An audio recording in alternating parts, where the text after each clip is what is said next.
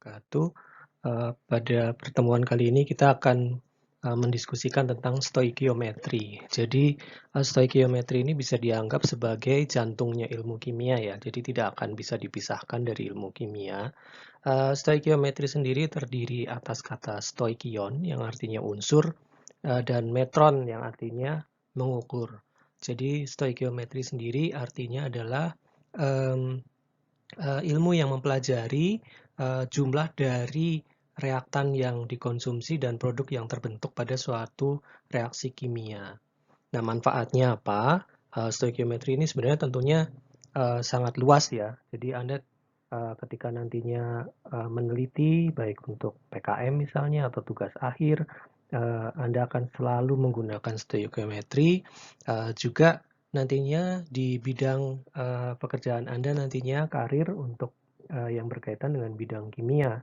Contohnya misalnya kimia lingkungan, kita bisa melakukan assessment, misalnya berapa jumlah ozon yang ada di atmosfer.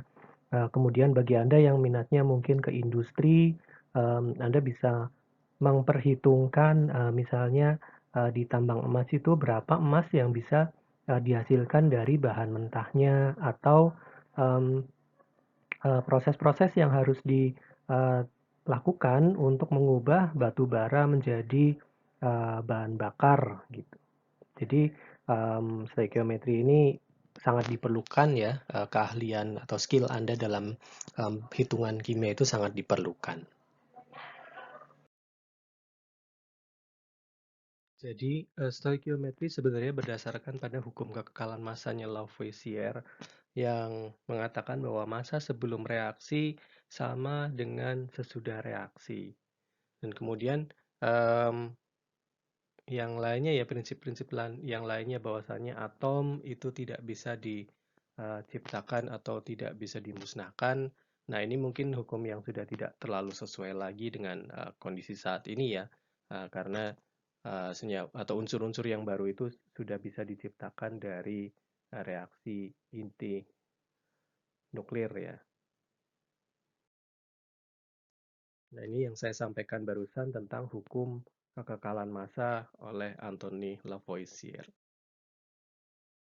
Jadi, persamaan kimia itu dapat dilihat semacam ini. Jadi, kita ketika menghitung misalnya CH4 ditambah 2O2 itu sebenarnya yang terjadi adalah kita benar-benar memperhitungkan bahwasanya ada satu karbon, ada 4 hidrogen, kemudian bereaksi dengan 4 oksigen, dan seterusnya.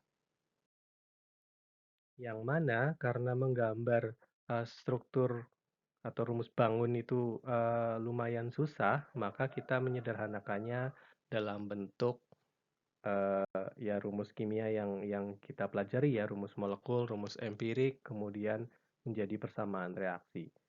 Jadi misalnya di sini menjadi CH4 ditambah 2O2, hasilnya menjadi CO2 plus 2H2O.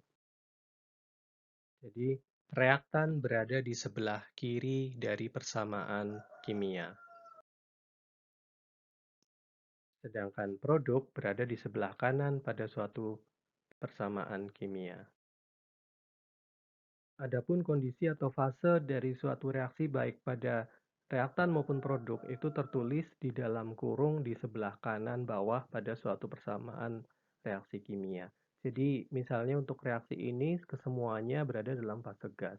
Yang lainnya bisa jadi reaksi berada pada fase solid atau dalam kurung S atau padatan ya, kalau dalam bahasa Indonesia biasanya dalam kurung P, kemudian fase cair dalam kurung L liquid, atau kalau dalam bahasa Indonesia ada juga yang menuliskan dalam kurung C, kemudian fase zat terlarut dalam kurung aki. Untuk bisa diperhitungkan secara stoikiometri, suatu reaksi harus setara. Maka Anda perlu menyetarakan dengan menuliskan koefisien yang benar untuk setiap molekul yang bereaksi. Contohnya di sini untuk metana itu akan terbakar dengan menggunakan 2 molekul oksigen untuk setiap 1 molekul metana, menghasilkan karbon dioksida dan 2 molekul air. Jadi Untuk bisa menghitung nantinya jumlah, massa dari, air yang terbentuk atau gas CO2 yang terbentuk misalnya, Anda harus terlebih dahulu menyetarakan, reaksi kimia ini sampai, setara, kemudian baru Anda bisa memperhitungkan, selanjutnya ya, apakah Anda ingin menghitung, mol ataupun massa, dari, reaktan maupun produk yang terbentuk. Nah, adapun, subscribe, di setiap, bagian kanan bawah unsur itu menunjukkan jumlah atom yang, dimiliki oleh setiap unsur pada molekul tersebut. Misalnya untuk H2O itu satu molekul air terdiri dari 2 atom H dan satu atom oksigen. Sedangkan untuk, koefisien 2, 2H2O, berarti semuanya dikalikan dengan koefisiennya di mana terdapat 2 molekul air yang berarti terdapat 2 kali 2 atau 4 atom hidrogen dan 2 kali oksigen, yaitu 2 atom oksigen. Untuk koefisien sudah dibahas sebelumnya, menjelaskan jumlah dari molekul yang bereaksi. Kita lanjut ke berbagai macam tipe reaksi. Kombinasi, yaitu di mana dua atau lebih senyawa bergabung membentuk suatu produk. Ada banyak contoh yang misalnya adalah eh, reaksi pembentukan amonia dari nitrogen dan H2. Jadi ini dikenal dengan reaksi, kalau sebutannya secara industri, reaksi Haber-Bosch, proses pembuatan amonia yang merupakan salah satu kimia yang paling penting ya di dunia ini. Jadi secara industri sangat vital, digunakan untuk pupuk, obat-obatan, kimia, pembuatan plastik, bahan peledak, dan sebagainya. Reaksi ini berjalan pada temperatur yang tinggi, sekitar 400 hingga 500 derajat Celcius, dan tekanan tinggi, sekitar 10 megapascal. Tapi reaksi ini sebenarnya adalah reaksi eksotermik, dengan delta H-nya itu sekitar negatif 91,8 kilojoule per mol. Nah, untuk reaksi ini juga membutuhkan hidrogen ya, dan di mana hidrogennya itu juga memerlukan suatu industri tersendiri yang namanya reaksi steam reforming. Jadi kalau Anda menggunakan atau mengkonsumsi misalnya produk makanan eh, dari misalnya kacang-kacangan dan sebagainya, ada kemungkinan Anda mengkonsumsi hasil dari reaksi Haber-Bosch ini karena pupuk urea yang dihasilkan juga berasal dari situ. Atau misalnya Anda mengkonsumsi asam amino dalam obat-obatan, ya obat-obatan sintesis maupun produk-produk yang menggunakan nitrogen, itu kemungkinan besar dihasilkan dari reaksi Haber-Bosch ini. Dan yang kemudian contoh berikutnya adalah reaksi adisi elektrofilik ya.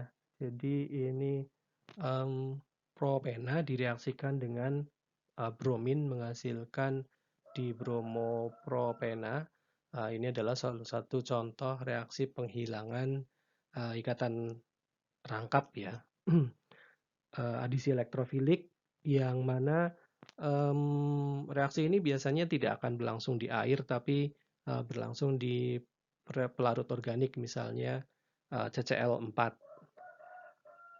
Nah, kemudian reaksi berikutnya adalah reaksi pembakaran dari logam magnesium membentuk magnesium oksida.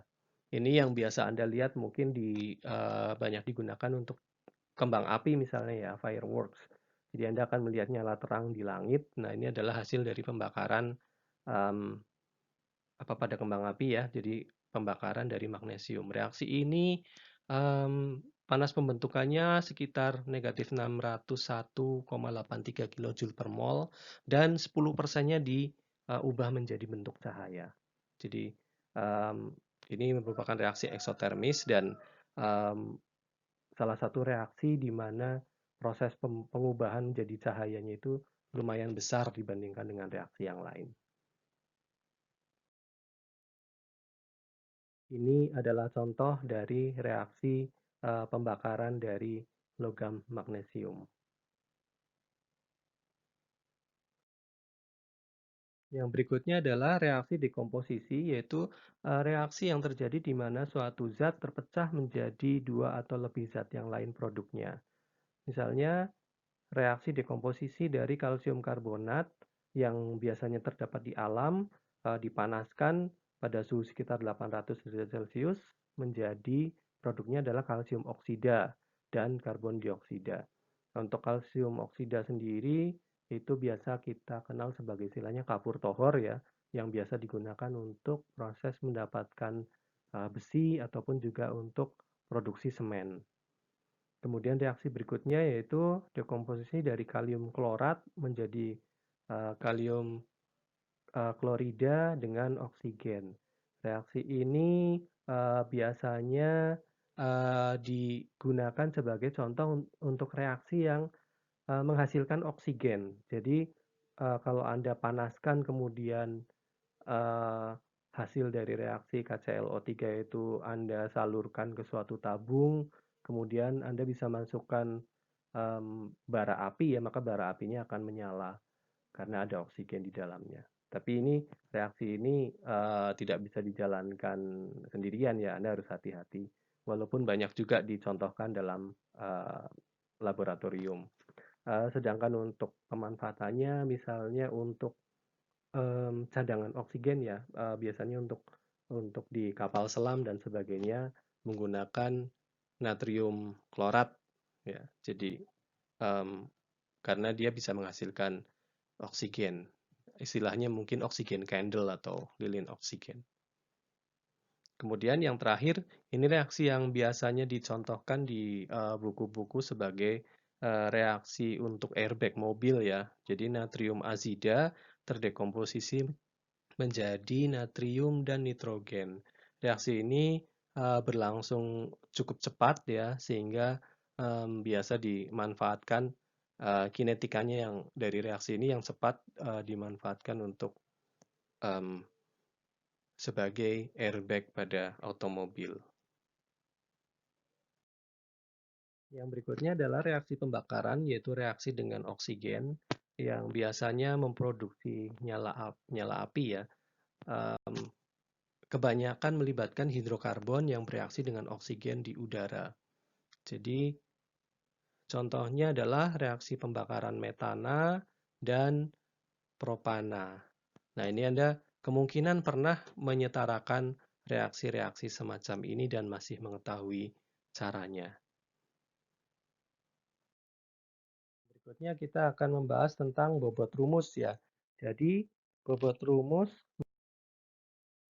Jadi, bobot rumus adalah suatu bilangan tak berdimensi yang menyatakan jumlah dari berat atom untuk atom-atom pada suatu rumus kimia. Jadi misalnya bobot rumus untuk kalsium klorida atau CaCl2 untuk formula CaCl2 itu adalah kalsiumnya 1, ya kita tahu AR-nya 40, kemudian kloridanya ada 2, dikalikan AR-nya 35,5. Nah, ini tidak berdimensi, tapi kalau dalam bahasa Inggris biasanya dituliskan dimensinya atomic mass unit atau AMU ya. Nah, ini biasanya terdapat pada senyawa ionik. Nah, ini masalah istilah saja. Yang berikutnya adalah berat molekular atau MW, atau kita biasa menyebutnya mungkin MR ya. Jadi ini merupakan jumlah dari berat atom-atom dari yang ada dalam suatu molekul. Nah, kemudian untuk molekul contohnya adalah etana C2H6, maka MR-nya atau berat molekulnya, atau kalau dalam bahasa Inggris biasanya singkatannya MW. Nah, itu karbonnya itu ada 2 dikalikan 12, kemudian hidrogennya ada 6 dikalikan AR-nya yaitu 1. Jumlah totalnya adalah 30. Nah, ini untuk satuannya sebenarnya tidak berdimensi, tapi untuk yang kalau dalam slide-slide berbahasa Inggris biasanya akan dituliskan atomic mass unit atau AMU. Berikutnya ada istilah persen komposisi.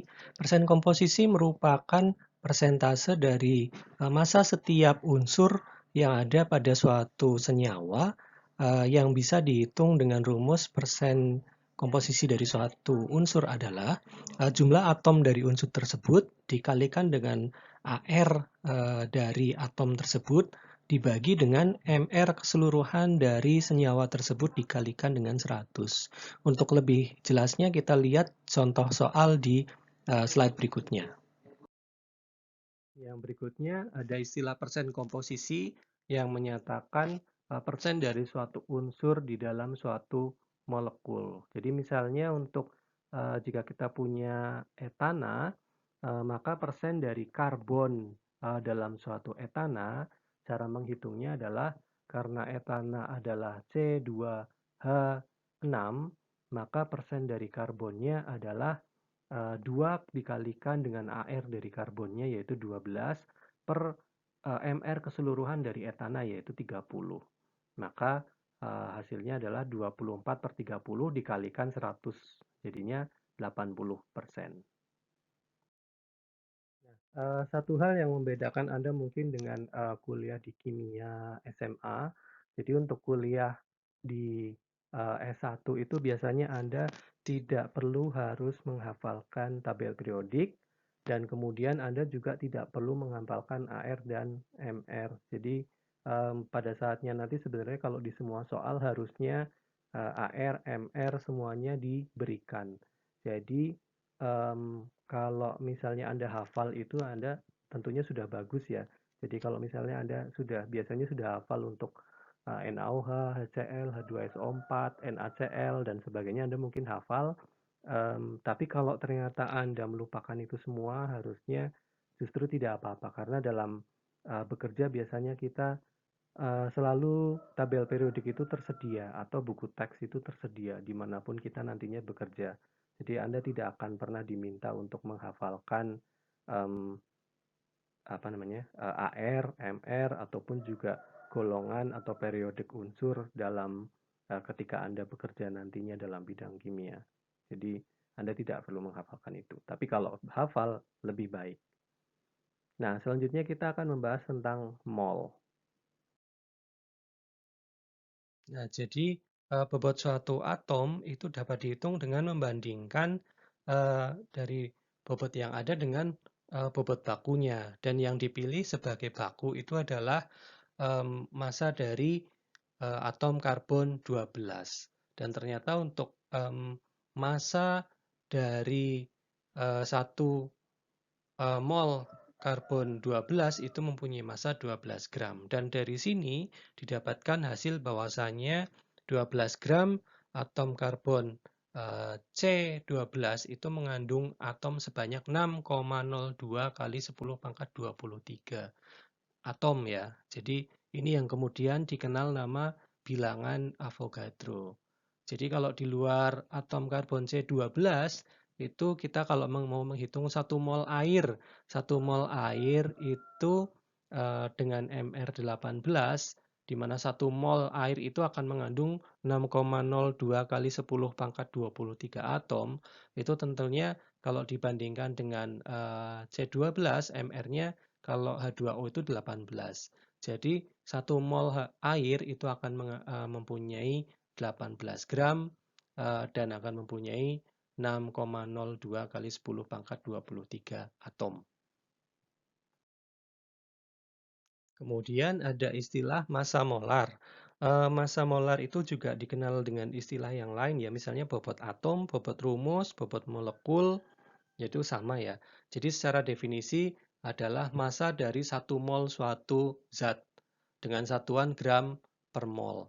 Nah, jadi bobot atau massa molar dari suatu unsur itu adalah jumlah massa dari suatu unsur tersebut yang bisa kita temukan pada tabel periodik dan sama dengan bobot formulanya ya. Jadi walaupun dalam satuan gram per mol. Nah, jadi ini hanya istilah saja ya, tapi Anda mungkin sudah mengerti maksudnya bahwasanya nantinya Anda bisa menghitung massa berdasarkan molnya. Penggunaan mol itu penting karena mol itu adalah suatu jembatan dari dunia molekular atau atom ke dunia nyata ya. Jadi kalau kita biasanya untuk mereaksikan kan hanya membutuhkan gram ya. Jadi level kita mereaksikan itu gram, kilogram, atau kalau skala industri itu mungkin ton ya. Tapi sebenarnya untuk di dalam laboratorium kita sebenarnya kan mereaksikan atom. Tapi kita kan tidak mungkin memperhitungkan bahwasanya kita sedang mereaksikan sekian juta atom kali 10 pangkat 23 atau 24 misalnya. Itu kan terlalu besar. Jadi kita biasanya menghitungnya dalam skala makro yaitu gram. Tapi ketika kita mengetahui ada berapa mol yang bereaksi, sebenarnya kita sudah tahu ada berapa jumlah atom yang bereaksi di sana. Jadi itu menggambarkan ketelitian yang sangat tinggi. Kalau dalam level atomnya saja kita teliti, berarti dalam level gramnya berarti oke gitu. Nah, dari sini secara kepraktisan kita menggunakan massa molarnya. Jadi hubungan antara mol dengan gram reaksi atau massanya. Jadi hubungan antara mol dengan bilangan Avogadro, untuk satu mol suatu atom, ion, atau molekul itu mengandung bilangan Avogadro dari partikel yang ada tersebut. Misalnya contohnya untuk atom nitrogen itu berarti bilangan Avogadronya untuk satu molnya adalah 6,02 kali 10 pangkat 23 atom N. Untuk molekul nitrogen, maka akan terdapat pada satu molnya 6,02 kali 10 pangkat 23 molekul N2 atau 2 kali 10, 6,02 kali 10 pangkat 23 atom nitrogen.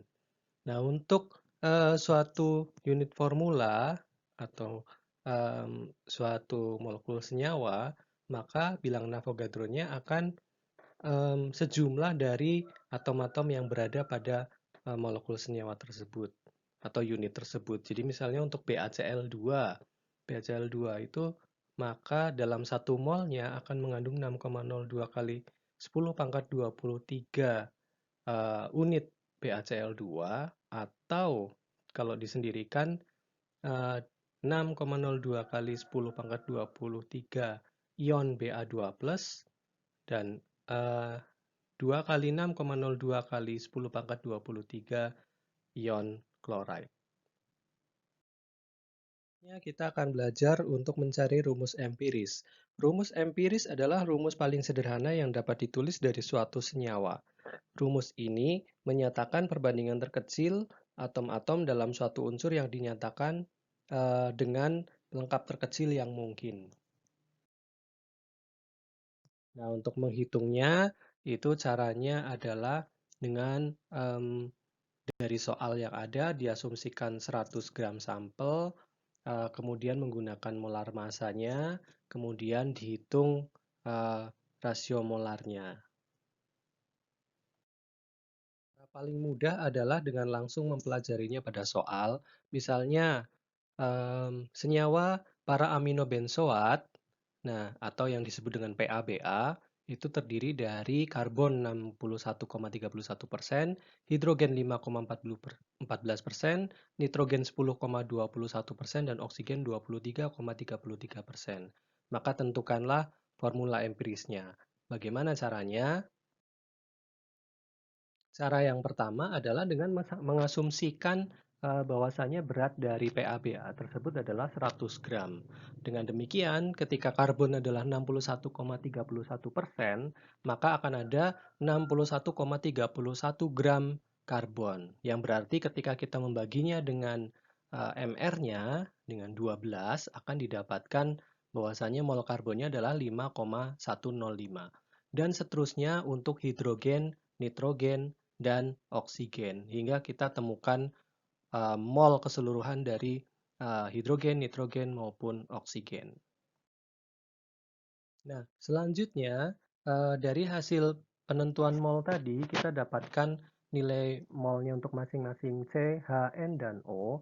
Langkah berikutnya adalah dengan membagi mol yang terkecil dengan bilangan itu sendiri. Jadi dalam hal ini adalah nitrogen itu 0,7288 mol itu adalah nilai yang terkecil. Maka bagilah untuk nitrogen ini dengan dirinya sendiri hingga molnya dijadikan rasio yang sederhana yaitu 1 dan ulangi lagi untuk karbon, hidrogen, dan oksigen dengan membagi semuanya dengan 0,7288 sehingga didapatkan untuk C itu 7, H itu 7, N itu 1, dan oksigen itu 2. Jadi ini angka-angka ini adalah tentunya hasil pembulatan.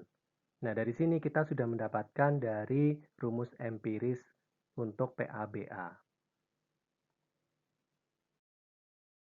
Inilah rumus empiris dari PABA, yaitu C7H7NO2. Nah, untuk eh, pertemuan kali ini sampai di sini. Minggu depan kita akan membahas tentang reaksi pembatas dan lain-lainnya. Sekian, Assalamualaikum warahmatullahi wabarakatuh.